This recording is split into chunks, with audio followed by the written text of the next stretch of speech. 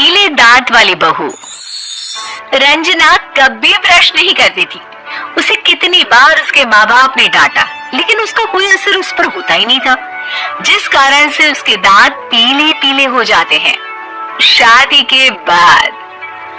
अरे बहू, वैसे तो तुझ में कोई कमी नहीं है, पर तेरे दांत इतने पीले कैसे हैं बेटा? कैसे मतलब? कोई सर्जरी थोड़ी ना कराइए। वो तो क्या नाम, मैं ब्रश नहीं करती थी तो पीले हो गए। अब क्या करूं? आप कहें तो लाल करवा लूं या फिर काले? यार ये क्या है, क्यों माँ से लड़ रही हो? लड़ रही हूँ? अरे मैं लड़ रही हूँ या ये बोल रही है कि दांत पीले हैं, पीले। अरे तपस्या थोड़ी ना की है इन्हें पीले करने के लिए। बकायदा ब्रश नहीं किया है 20 साल तक, तब जाकर। छी, कैसी बात कर रही हो? ये उस वक्त तो पीले नहीं थे जब हम लोग तुम्हें देखने आए थे। अरे तब साफ करवा लिया होगा डेंटिस्ट के पास जाकर। अब देखो कैसे पीले पीले लग रहे हैं। रंजना सास की तरफ गुस्से से देखती है। फिर शुरू हो गई पीले पीले पीले। अरे पीले तो तब भी थे जब मेरे हाथ का रसगुल्ला उड़ा उड़ा कर खा रही थी और बोल रही थी, लड़की नहीं गुणों का खजाना दे रहे भाई साहब आप। अब वो लोग करते भी तो क्या करते, पीले दांत वाली बहू पल्ले पड़ी थी तो झेलना तो था ही। एक दिन कीर्तन में रंजना गाना गा रही थी। अरे कमला बहन, माँ का द्वार है, यहाँ तो सब शुद्ध होकर आते हैं, फिर अपनी बहू को ब्रश भी नहीं करवाती तुम। दूर से पीले पीले दांत भक्ति में बाधा उत्पन्न कर रहे हैं।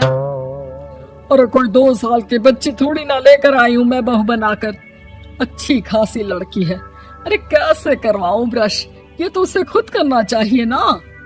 अब माँ बाप तो इसके जैसे तैसे निपटा दिए, ये नहीं सोचा कि सास कैसे संभालेगी। सास बहू को लेकर घर आ जाती है, लेकिन सोच लेती है कि अब इसे लेकर कहीं नहीं जाएगी। अगले रोज बहू कहती है, अरे क्या हो गया, मंदिर नहीं जाना क्या? कीर्तन का वक्त हो रहा है। मेरी मधुर वाणी से कान्हा जी जागते हैं और सोते हैं। आप तो जानती है ना उनकी भक्ति में कितना मन लगता है मेरा। वो क्या है ना, तबीयत ठीक नहीं लग रही है मेरी, आराम करूंगी मैं। तबीयत ठीक नहीं लग रही? अभी तो मिथुन के गाने पर नाच रही थी आप, और अब बोल रही है कि तबीयत ठीक नहीं लग रही। अरे भक्ति में मन लगा लो सासू माँ, ऊपर जाना है, क्या मुंह दिखाओगी आप? हाँ? सास को बहू की बात पर गुस्सा आ जाता है। मैं क्या मुंह दिखाऊंगी, इसकी चिंता तो ना कर, समझी? अपने मुंह की चिंता कर, जो ये पीले पीले दांत लेकर हर जगह पहुंच जाती है। पता है लोग कितना मजाक बनाते हैं। ना जी ना, मैं नहीं जाना कहीं तेरे साथ। तो ये बात है। कोई ना, मत जाओ, मैं अपने कमरे में ही बैठकर भक्ति कर लूंगी। ऊपर वाला दांत थोड़ी ना देखता है, मन देखता है, भावना देखता है। और अरे बस बस, तू सब कुछ दिखा, बस ये सफेद चमकदार दांत ना दिखाना किसी को, है? जा यहाँ से। बहू को सास की बात का कोई फर्क नहीं पड़ता। वो तो जैसी थी वैसी ही रह जाती है। सुबह नहाकर किचन में खाना बनाना, फिर खाना खाना, कीर्तन भजन करना और सो जाना। एक दिन, माँ जी मैं सहेली के घर जा रही हूँ, शाम को लेट आऊंगी। हाँ, तो जाना, मैंने कौन सा तेरी आरती करनी है घर पर बैठकर। रंजना सहेली के घर जाती है, जहाँ वो पार्टी में जाने की तैयारी कर रही होती है। अरे शिखा, कहाँ जाने की तैयारी कर रही है? मैं गलत वक्त पर आ गई क्या? अरे नहीं यार, उल्टा सही वक्त पर आई है। मैंने ये साड़ी और ज्वेलरी निकाली है यार, शाम को इनके ऑफिस की एक पार्टी में जाना है। बताना कैसा लग रहा है ये सब? नहीं यार, इस ड्रेस के साथ तो वो वाली ज्वेलरी अच्छी लगेगी। हाँ सही बोल रही है, मैंने ध्यान ही नहीं दिया। वैसे तो हमेशा से मस्त फैशन सेंस रखती है। तो बड़ा जाती होगी ना पति के साथ पार्टी में। रंजना कुछ नहीं बोलती, बस सोचती है कि यार काश ये बात सही हो जाती। पर मैं क्यों नहीं जाती पार्टी में? क्या इन लोगों की कोई पार्टी होती नहीं होगी? रंजना घर आती है और रात में पति से सवाल करती है। एक बात बताइए, आप मुझे किसी पार्टी में क्यों नहीं ले जाते? क्या आपके यहाँ ऑफिस में पार्टी नहीं होती? पति बेचारा क्या कहता कि दांत पीले हैं तुम्हारे इसलिए। अरे कोई पार्टी होती नहीं हम लोगों के ऑफिस में, तो कहाँ से लेकर जाऊं? और मार्केट, मॉल, कहीं वीकेंड घूमना, कहीं तो। अरे यार सारे हफ्ते में एक छुट्टी मिलती है, तो सोचता हूँ कि आराम ही कर लूं। क्यों? रंजना मन मार के रह जाती है।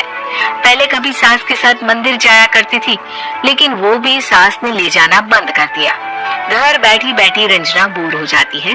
तभी उसे आइडिया आता है और वो मायके जाने का सोचती है। सासू माँ, 2 दिनों के लिए मम्मी के घर जा रही हूँ। अच्छा ठीक है, आराम से जा।